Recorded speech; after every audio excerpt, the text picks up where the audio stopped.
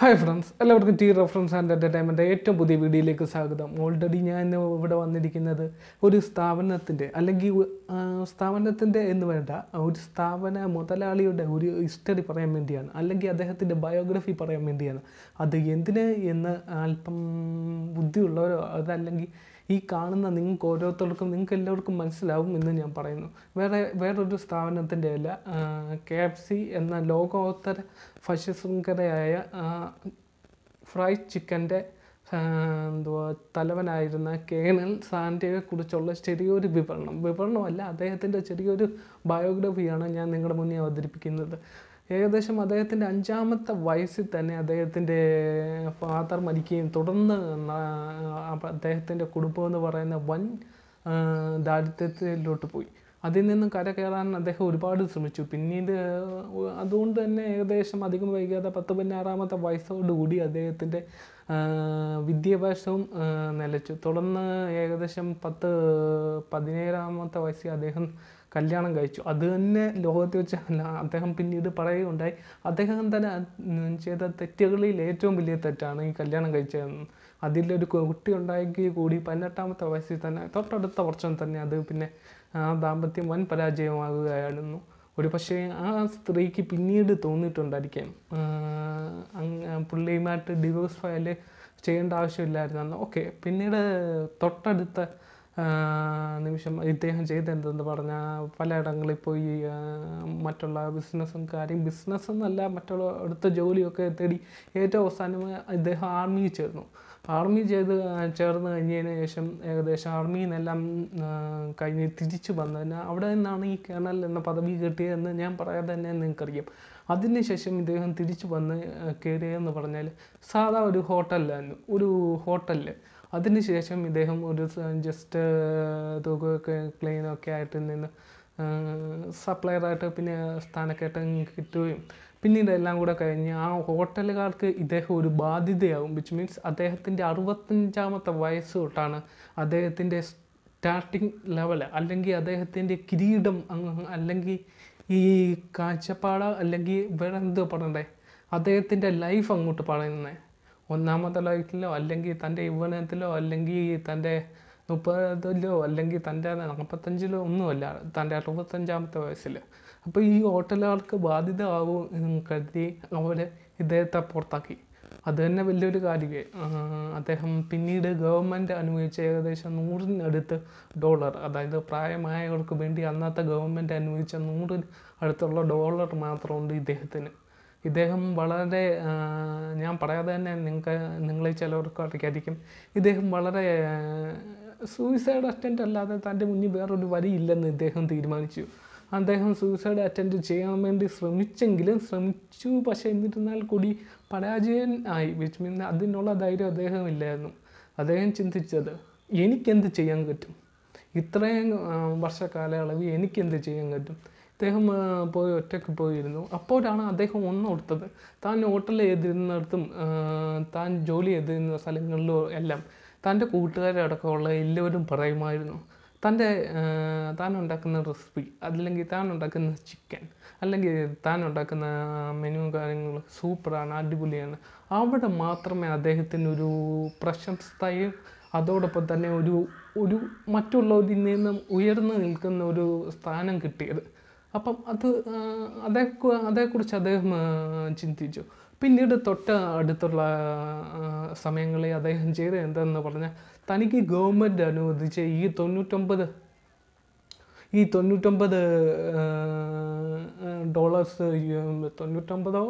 Something dollars use ചെയ്ത് അദ്ദേഹം ഒരു ചെറിയൊരു രീതി ആദ്യം തട്ടുകടയാണ് തുടങ്ങിയത്. നമ്മുടെ സ്ട്രീറ്റ് ഫുഡ് പോലെ അദ്ദേഹം തട്ടുകട തുടങ്ങിയെങ്കിലും അത് വൻ പരാജയമായി. പിന്നീട് അദ്ദേഹം ഒരു ഫ്രൈഡ് ചിക്കൻ പോലെ അദ്ദേഹത്തിൻ്റെ തന്നെ മെനു അദ്ദേഹം ഫ്രൈഡ് ചിക്കൻ പോലെ നടന്ന് വിൽക്കാൻ തുടങ്ങിയെങ്കിലും ഇതിന് ക്വാളിറ്റി കുറവായിരിക്കുമെന്ന് അന്നത്തെ ആൾക്കാർ കരുതി. വിച്ച് മീൻസ് ഈ സ്ട്രീറ്റ് ഫുഡ് അതല്ലെങ്കിൽ നടന്നു കൊണ്ടുവന്ന നമുക്ക് തന്നെ ഒരു ഇത് തോന്നുമല്ലോ.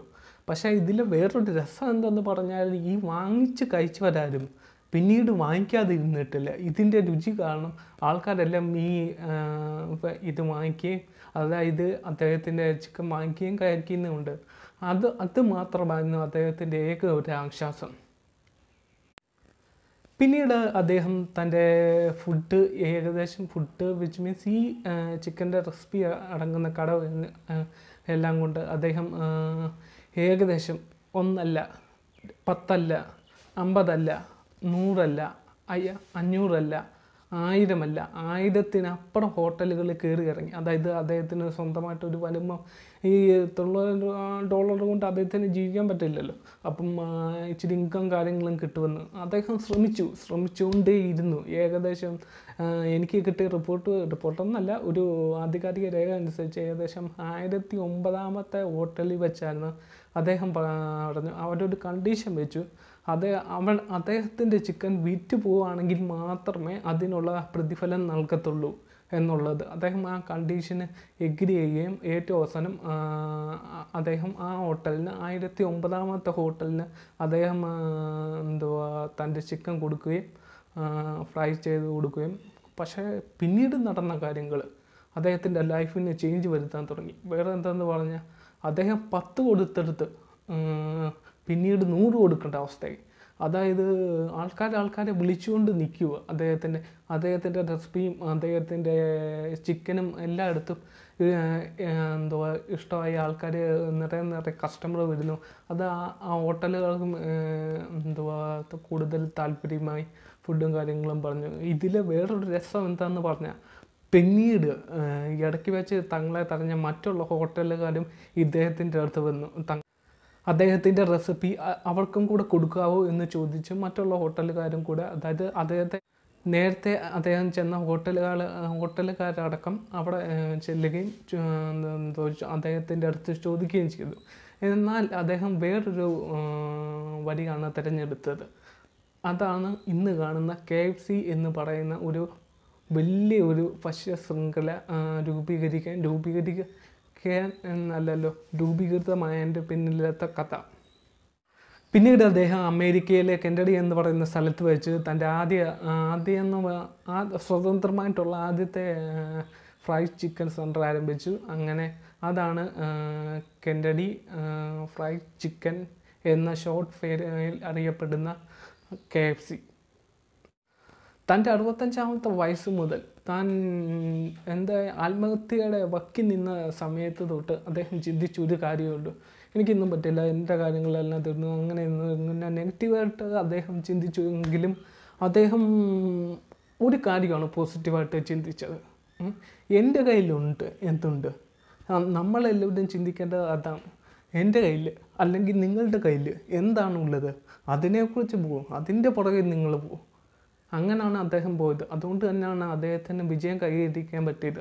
അദ്ദേഹം തൻ്റെ 90-ാമത്തെ വയസ്സിൽ മരിക്കുമ്പോൾ ലോകത്തിലെ ഏറ്റവും വലിയ കോടീശ്വരന്മാരിൽ 2ാമനായിരുന്നു. അദ്ദേഹം 5-ാമത്തെ വയസ്സിൽ അദ്ദേഹം ദാരിദ്ര്യത്തിൻ്റെ നടുക്കിൽ നിന്നാണ് വന്നത്. അദ്ദേഹം മരിക്കുമ്പോൾ 2ാമനായിട്ട്. നിങ്ങൾ ഓർക്കുക സുഹൃത്തുക്കളെ, എന്ത് തന്നെ ആയാലും ലൈഫിൽ ഒരുപാട് നമ്മുടെ ഇതൊരു ചെറിയൊരു മോട്ടിവേഷൻ വീഡിയോ ആയിട്ട് വേണമെങ്കിൽ നിങ്ങൾ എടുത്തോ. അപ്പം KFCയുടെ ഇതുകൊണ്ടൊക്കെ തന്നെ ഞാൻ KFCയുടെ ചെറിയൊരു ഹിസ്റ്ററി ഇടാവുന്നത്. നിങ്ങൾ പലരും പോയി കഴിച്ചിട്ടുണ്ടായിരിക്കാം, ചിലവർ കഴിക്കാത്തവരുണ്ടായിരിക്കാം. ഞാൻ ഇന്നവരെ KFCയുടെ ചിക്കൻ കഴിച്ചിട്ടില്ല. അപ്പം കഴിച്ചവർ ഒരു തവണയെങ്കിലും നിങ്ങൾ ഓർക്കുക ഇങ്ങനൊരു സംഭവം ഉണ്ടെന്നുള്ളത്. അപ്പോൾ ഓക്കെ, ഞാൻ വീഡിയോ വൈൻഡപ്പ് ചെയ്യുന്നു. ഇപ്പം എനിക്ക് പറയാനുള്ള ഇത്ര മാത്രം. അദ്ദേഹത്തിനെ പോലൊരു മധ്യവയസ്കനല്ലല്ലോ, വയസ്സന് ഇതുപോലൊരു ഉന്നതങ്ങളിലെത്താൻ, തൻ്റെ കഴിവിൻ്റെ ഉന്നതങ്ങളിലെത്താൻ സാധിച്ചു എങ്കിൽ എന്തുകൊണ്ട് നമ്മളെപ്പോലുള്ളവർക്ക് പറ്റൂല? നിങ്ങളുടെ കഴിവുകളെ കണ്ടെത്തുക. എനിക്കെത്ര പറയാനുള്ളൂ. എന്നിട്ട് നിങ്ങളുടെ കഴിവുകളുടെ പുറകിന് നിങ്ങൾ പോവും. അല്ലാതെ വേറെ എന്തെങ്കിലും കണ്ടിട്ട് എനിക്കത് പറ്റിയില്ലല്ലോ, എനിക്കിത് പറ്റിയില്ലല്ലോ എന്നൊന്നും കരുതരുത്. അപ്പോൾ ഓക്കെ, എൻ്റെ ഈ വീഡിയോ ഇഷ്ടമുണ്ടെങ്കിൽ മാത്രം ലൈക്ക് ചെയ്യുക, ഇഷ്ടമില്ലെങ്കിൽ ഡിസ്ലൈക്ക് ചെയ്യുക. പിന്നെ ഇത് നിങ്ങൾക്ക് വാല്യൂഡായി എന്ന് തോന്നിയെങ്കിൽ ഒന്ന് സബ്സ്ക്രൈബ് ചെയ്യുക. അപ്പോൾ okay, it's me Tinu Varghese, T reference signing out. ഓർക്കുക, നിങ്ങളുടെ ലൈഫിൽ ഇച്ചിരി വിഷമമോ കാര്യങ്ങളും വരുമ്പോൾ KFC